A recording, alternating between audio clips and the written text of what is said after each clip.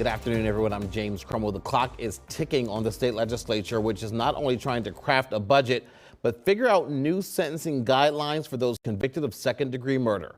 Dennis Owens has the story. James, the state Supreme Court gave the legislature 120 days to come up with an alternative to mandatory life for second-degree murder convictions. Such crimes can still get life, but it can't be mandatory life. The High Court called that unconstitutional.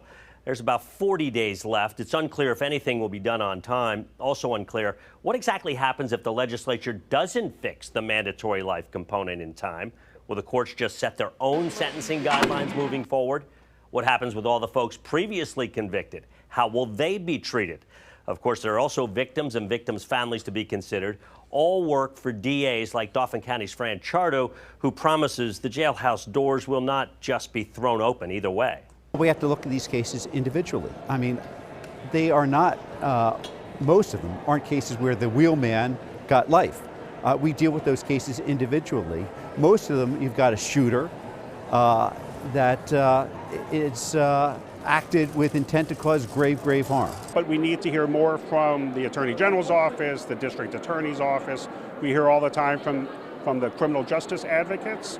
But this is something that the House and the Senate are going to have a conversation, figure out the best path forward. Again, the clock is ticking. There's also a budget clock that's ticking. Much to do, not a lot of time to do it.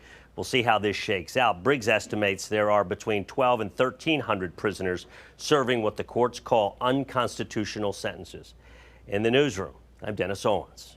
Hi, I'm Eric Finkenbinder from ABC 27, and we're excited to announce the new ABC 27 News Plus app. Live stream newscasts or watch content on demand. This is different than the ABC 27 app on your smartphone.